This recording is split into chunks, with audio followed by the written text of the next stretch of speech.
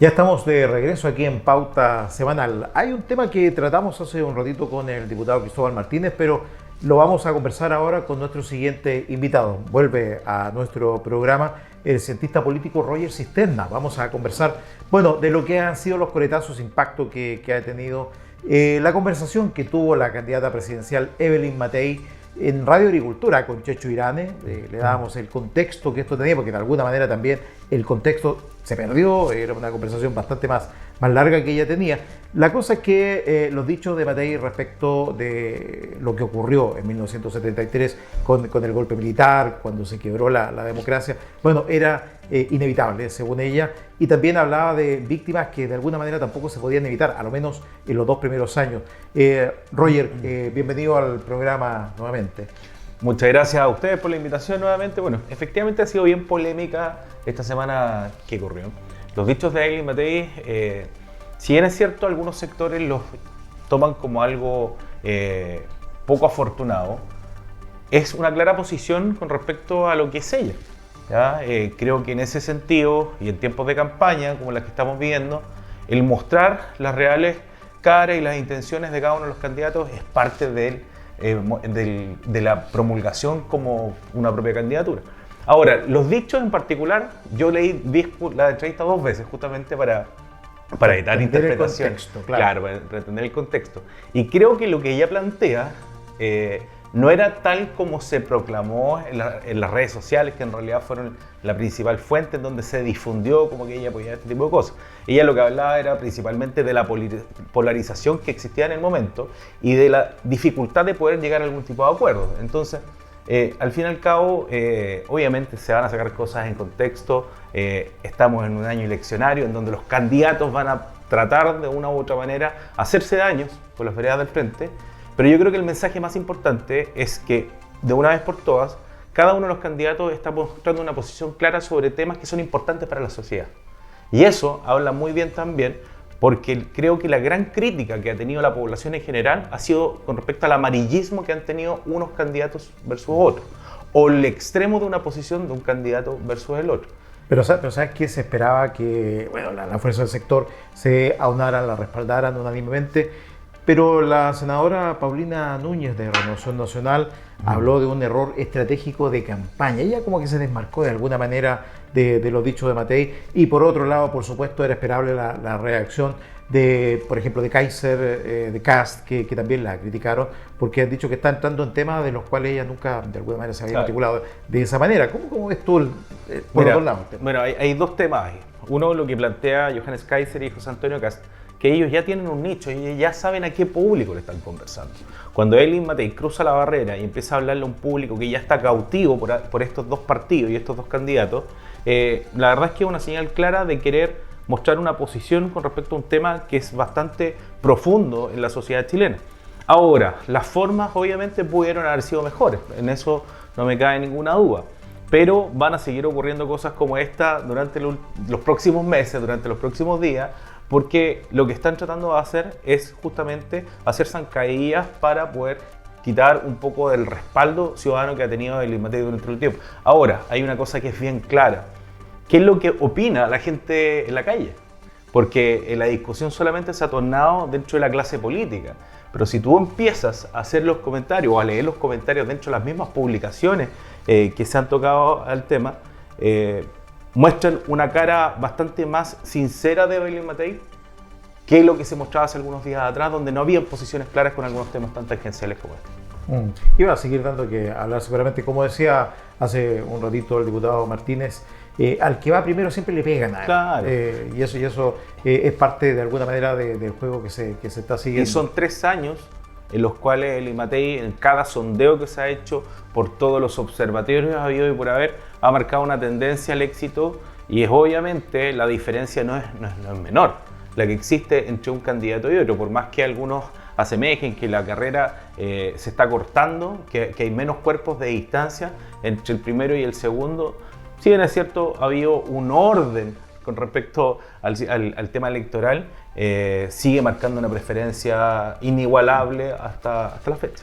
Y por parte de, bueno, del oficialismo era esperable la reacción y no esperó mucho el presidente de la República, incluso para hacerlo sentir a través de su red social X o Twitter, como se le conoció hace algún tiempo. Es un tema que va, insisto, va a seguir quizás dando que hablar, pero con algunos matices. Bueno, y depende de cómo se filtran también los mensajes, Roger.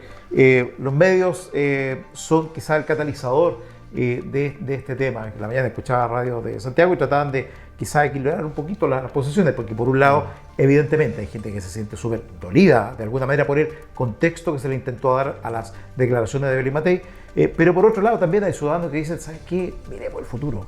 A mí me preocupan más los temas que vienen que volver a una temática que fue muy intensa hace un par de años, cuando se cumplieron los 50 años desde que ocurrió el quiebre democrático de 1973. Bueno, esta elección en particular yo creo que va a estar con ese tinte. Yo creo que gran parte de la sociedad está esperando un cambio, está esperando que se hablen propuestas de aquí hacia adelante, como tú bien planteas, Russell. Y creo que ese quiebre lo genera también la diversidad de candidatos que existen en esta elección. O sea, yo no recuerdo las últimas elecciones presidenciales en donde se hable de tantos nombres de reconocimiento público que tengan intenciones claras de ir a la papeleta. Y es una de las grandes discusiones, por ejemplo, que se está viendo en la vereda del frente, por el lado del oficialismo. Sin duda, tenemos, bueno, había como 200 candidatos en competencia por lo menos. Sabemos que la lista se va a filtrar, pero de todas maneras es un dato súper interesante.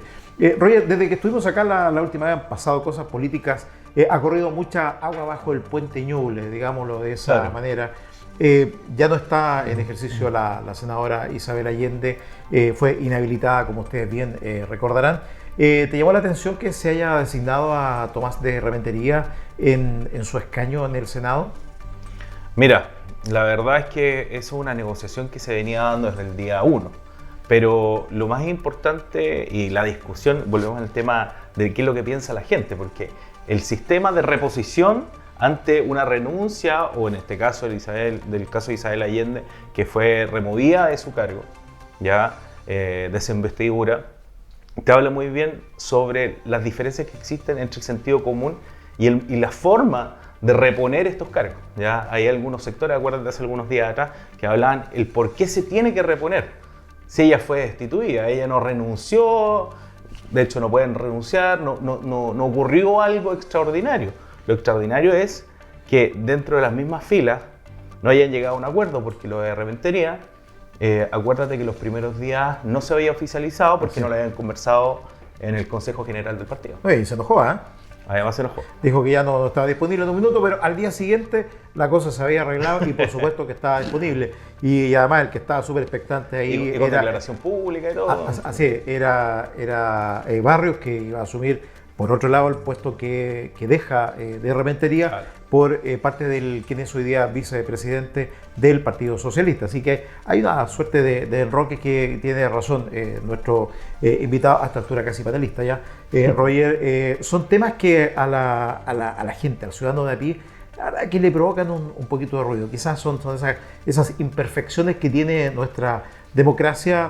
No he visto la verdad mucho esfuerzo de minuto por todos lados, porque al final al establishment de alguna manera le conviene manejar. Ustedes saben que finalmente tiene que ver con el poder que tienen los partidos políticos, defendiendo de su porque si ves el resto del tipo de elecciones, en el caso de las parlamentarias es la excepción a la regla. En el caso cuando ocurre una vacancia dentro de un consejo municipal, corre la lista según votaciones. En los consejos regionales es exactamente lo mismo. Entonces, el por qué no es igual en otra instancia, en otro órgano del Estado, la verdad es que es el tema en discusión y yo creo que se va a tocar, fíjate, en un próximo periodo presidencial. Van a intentar normar al respecto. Así que mucha atención a quienes están ya preparando toda la artillería para competir por un escaño en la Cámara. En el caso de Ñuble no nos corresponde en esta oportunidad carrera por el Senado. Hay otro tema, lo conversábamos la otra vez con alguien también, la falta de segunda vuelta en la elección de alcaldes, por ejemplo. También ha ido generando muchas distorsiones porque hoy día tenemos alcaldes en ejercicio con muy poco porcentaje de votación. Y eso ha pasado cuando hay mucha dispersión de voto, por ejemplo, y no se ha aplicado un principio que sí rige para la elección del gobernador regional, por ejemplo, que perfectamente se podría hacer sincronizadamente una segunda vuelta de alcaldes que vendría a darle, yo diría, un ropaje más democrático a este proceso. Y la fecha ya queda establecida en la ley, entonces tal como tú dices, podría utilizarse el mismo instrumento sin necesidad de crear otro. Y la falta de legitimidad la estamos viendo en todas las aristas, no tan solo en los municipios. En los municipios queda de manifiesto porque efectivamente no existe una segunda vuelta y tenemos al alcalde acá en Ñuble con 23-24% de la representación ciudadana. Y eso no le presta legitimidad a un gobierno comunal. Y lamentablemente esa falta de legitimidad también se va emparejado con la falta de apoyo ciudadano y la falta de comprensión ante la toma de decisiones. Y es ahí donde se genera un problema social importante. Porque es muy relevante que la sociedad civil se haga parte de la toma de decisiones, pero si el alcalde fue electo con el 22-23% es muy difícil poder lograrlo. Sin duda, sin duda. Bueno, conversamos de política con un especialista como es Roger Cisternas aquí en Pauta Semanal. Estamos en Canal 1 Televisión y también, por supuesto, a través de su radio cariñosa FM. Roger le ha puesto harto empeño Chile Vamos, pero harto empeño, hay que decirlo, por sacar adelante una elección primaria.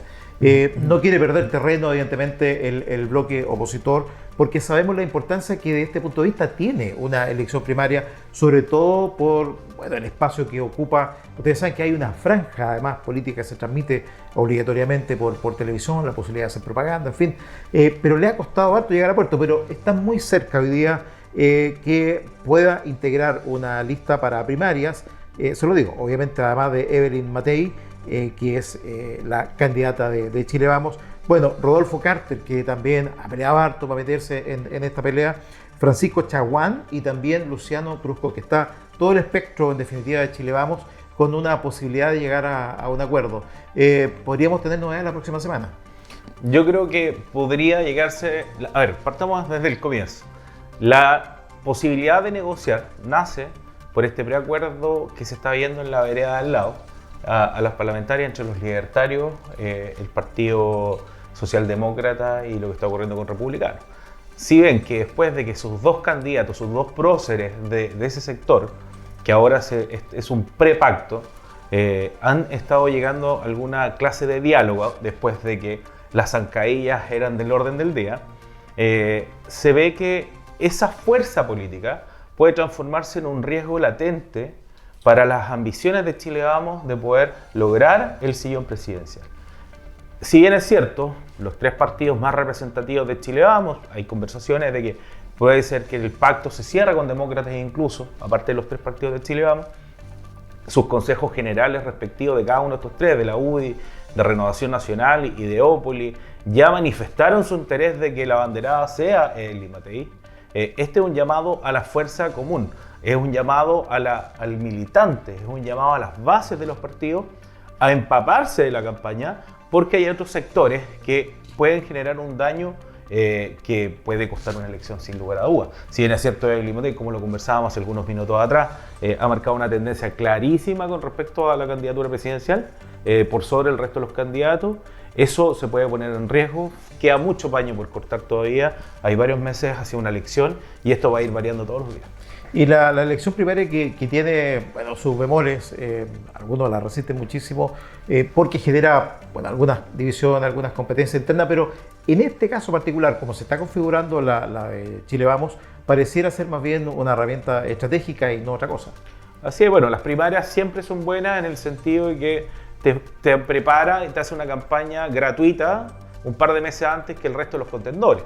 Ya en ese sentido puede ocuparse como una estrategia política para marcar un precedente. Ahora, si esta campaña va a ser solamente un adorno, también puede generar algunos daños y algunos quiebres internos que van a perjudicar el día de mañana cuando empiece el periodo electoral correspondiente.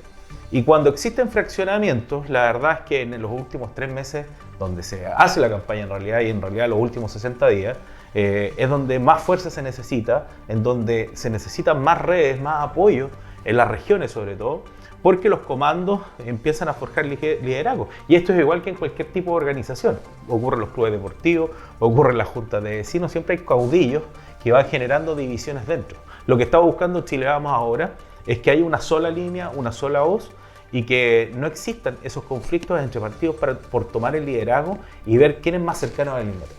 Sí, y además, bueno, quienes están presentando sus nombres de alguna manera o poniéndose a disposición de sus partidos para correr en una competencia que evidentemente no tiene mucho misterio, digamos, cómo se va a resolver. Sería realmente una rareza que Evelyn Matei sacara menos votos que cualquiera de los demás candidatos, pero tiene la virtud también para ello, Roger, de que dejan sus nombres posicionados. Son gente que ha marcado la agenda de alguna manera, la agenda política en algún momento determinado. Por ejemplo, el ex alcalde Carter, que es un hombre que es muy querido en la zona de Santiago, donde él fue jefe comunal. Por ejemplo, quieren de alguna manera quedar también perfilados, lo mismo que está pasando en el otro lado, pero yo creo que hay un interés también por eso, sin duda. No, y además que les asegura un rol protagónico en un futuro gobierno en el caso hipotético de Elín Matei. Sin duda. Hay ministerios, hay subsecretaría, hay dirección, en fin. Yo creo que ahí tienen todo un desafío. Y a propósito de lo que mencionaba Roger, ese acuerdo que nos dejó de alguna manera de sorprender en el mundo de la derecha que está más a la derecha del bloque que hoy día conocemos. Bueno, llega este acuerdo después de, tú decías recién, esta zancadilla, estas peleas internas, pero son capaces de ponerse de acuerdo finalmente los republicanos con los nacional libertarios y también con el Partido Social Cristiano. Eso ¿cómo marca la pauta en general para el sector? ¿Será que por fin, por lo menos desde una parte del espectro, comienzan a entender que el acuerdo es el único camino posible para conseguir mejores perspectivas o posibilidades de triunfo? Yo creo que en el caso de Republicanos, que es un partido que tiene un poco más de trascendencia que el Partido Libertario, que está recién terminando su formación, ellos entendieron que el crecimiento de José Antonio Kast no iba atacando justamente a los vecinos de al lado, porque aquí no estamos hablando de cruzar la vereda, estamos hablando de al lado. Y la diferencia valórica que existe entre ambos partidos, la verdad es que hay que leerlo muy al callo para poder entenderlo.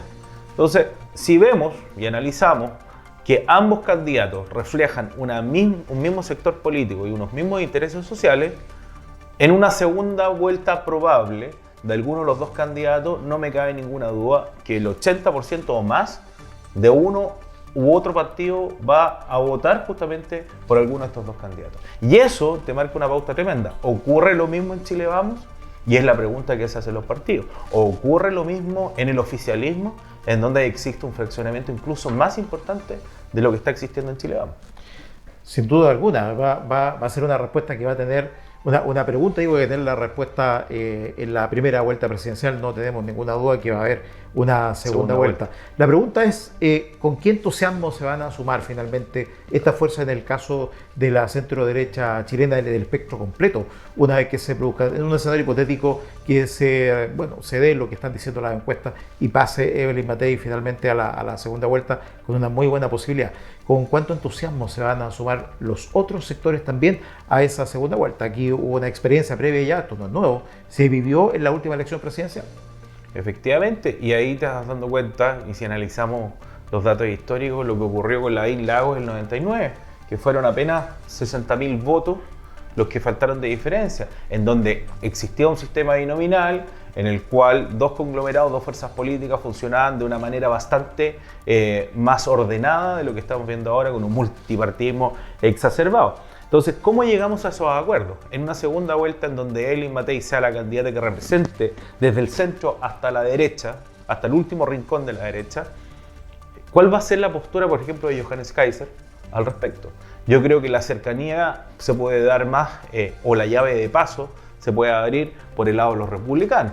Y los republicanos ser intermediarios para un sector que está incluso más a la derecha, para que se abran la posibilidad de ir a apoyar de manera manifiesta en una segunda vuelta a la candidata Evelyn Matei. Bueno, son cosas que se están dando, como te digo, era impensado hace algunos días atrás que ambos partidos llegaran a un acuerdo. Los socialcristianos aprovechan la oportunidad porque también está latente la posibilidad de modificar el sistema político que deja bastante en jaque la sobrevivencia de varios de los partidos que existen en este momento.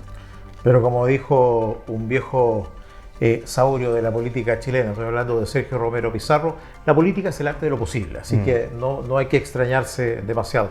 Y esta semana quedó más que claro que eso puede ocurrir. Además, bueno, para que nos están escuchando por Cariñosa FM, estamos con Roger Cisterna, cientista político, conversando de lo que han sido los temas que han marcado la pauta política precisamente durante esta última semana y lo que se viene. Y a propósito de esto, ¿qué pasa en la vereda del frente, Roger? Están pasando cosas también, ahí se están preparando hace rato para la primaria, digo, ahí no ha habido mucho misterio, que ellos se han logrado ponerse bastante de acuerdo, pero también han tenido sus temas. Ahí, por supuesto, está Janet Jara del Partido Comunista como la primera carta, seguida por Carolina Toá del PPD, Gonzalo Winter del Frente Amplio, Paulina Bodanovich del Partido Socialista, que entró después de lo que pasó con Isabel Allende. Bueno, y también está Jaime Mulet de la Federación Regionalista Verde Social. Se re poco de parte a Mulet lo conocemos, pero su partido, la verdad, no se conoce muchísimo. Y acaba de bajarse Vlado Mirosevic del Partido Liberal, que está apoyando además a la opción de Carolina Toá. ¿Cómo se ve la primaria por ese lado? Yo creo que hay que disgregar justamente el análisis, porque por un lado tenemos dos partidos que prácticamente son hermanos, como lo mismo que hablábamos del Partido Libertario con Republicanos, que representan más o menos los mismos valores. El PPD en este caso con el Partido Socialista, históricamente en Chile han trabajado juntos. Ocurrió la elección de Ricardo Lagos, ocurrió los dos periodos presidenciales de Michelle Bachelet, en donde ambos partidos empujaron que estos presidentes lograran obtener el sillón presidencial, pero ahora vemos una discusión bastante importante, en donde vemos una fragmentación que no se había dado antes. ¿Qué es lo que ocurre? ¿Qué es lo que había ocurrido históricamente con los distintos gabinetes, en donde los ministros no eran candidatos presidenciales? Bueno, ahora tenemos la particularidad que el mismo gabinete del presidente Boric hay dos precandidatos presidenciales que se están dividiendo un sector bastante importante. Ahora, ¿qué es lo que va a ocurrir el día de mañana? Que lo planteaba, por ejemplo, Undurraga de manera bastante escueta y decía, yo no voy a hacer acuerdo, por ejemplo, con los comunistas o con el Frente Amplio. Entonces ya tendríamos uno menos en la posible primaria que se pudiera generar. Ahora, ¿quién va a ser la punta de flecha del oficialismo en general? Porque si lo hablamos como estrategia política, también los sectores de derecha podrían ir a votar ante una eventual primaria. Solamente el 2% de los chilenos militan en un partido político, entonces el 98% de los habilitados para sufragar podrían perfectamente participar en una primaria. Esto no está escrito en ninguna parte, no hay ninguna prueba, pero sabemos que en la última primaria de ese sector, bueno, hubo voto cruzado, hubo votos de otros sectores también, había un temor a Jadwe en esa época y de alguna manera muchos pensaron que votando por el candidato de entonces, Gabriel Boric, bueno, había menos riesgo quizá o mayor posibilidad de triunfo. Pero la primaria tiene eso, porque que no se puede saber, no se puede limitar tampoco. Como tú dices, la mayor parte de la comunidad no milita en los partidos y pudiera eventualmente darse un escenario de eso. Y se podría generar, a lo mejor ningún partido va a salir de manera manifiesta apoyando esto que estamos conversando. Pero también sería equívoco que nos pusiéramos la venda en los ojos y decir que esto no existe. ¿Por qué? Porque al fin y al cabo es un desafío ganar una primaria, primero que todo, se gana mucho tiempo para poder hacer campaña el día de mañana, pero también es un tremendo riesgo en el sentido de que si hay un movimiento fuerte con el afán de poder fortalecer al más débil ante una eventual candidatura presidencial, la verdad es que se puede cruzar la línea y nos podemos llevar una sorpresa bastante importante. ¿Y qué te dice tu olfato político respecto de la señora Michelle Bachelet? ¿Hacia dónde se va a inclinar al final? Ustedes saben que todo este tema de la primaria al final, bueno, se abrió una vez que ella confirmó que no iba a ser candidata presidencial. Pero están todos esperando a ver la madrina hacia cuál de los ahijados se va a inclinar. Claro, fue algo bien doméstico lo que se dio el otro día. Fue como gallina con pollo sentado en una mesa tratando de ordenar un poco el panizo que se generó producto de estas discusiones entre partidos que estaban por vocación destinados a estar juntos. Y es ahí donde nacen estas posibilidades, donde Vlado Mirosevic también toma la decisión de restarse de una próxima elección. Pero hay diferencias que han quedado de manera manifiesta entre el Partido Comunista y, por ejemplo, lo que está ocurriendo con la exconcertación en sí. Undurraga, por ejemplo. Por ejemplo, Undurraga. Entonces, yo creo que esos quiebres estructurales dentro de las bases de los partidos, es muy difícil de poder cohesionar nuevamente. Ahora, si tú me preguntas si la elección fuera el domingo, yo creo que Janet Jara efectivamente corre con un poco de ventaja por sobre el resto de los candidatos, pero lo cual también facilitaría a cualquiera de los candidatos de la derecha a ser capaces de poder ganar en una segunda vuelta posible. ¿Por qué? Porque polarizamos nuevamente la política y el Partido Comunista tiene bastante rechazo desde el sector centro hacia la derecha. Bueno, estamos llegando a la parte final, nos queda un par de minutos nada más, Roger.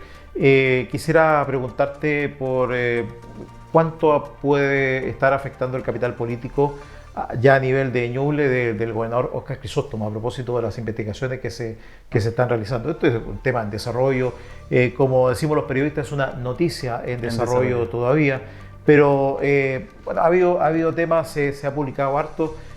Antes hablábamos de tinta, hoy día de caracteres que se han publicado sobre esta materia. ¿Crees que va a terminar afectando de alguna manera al gobernador esta investigación en la cual está participando?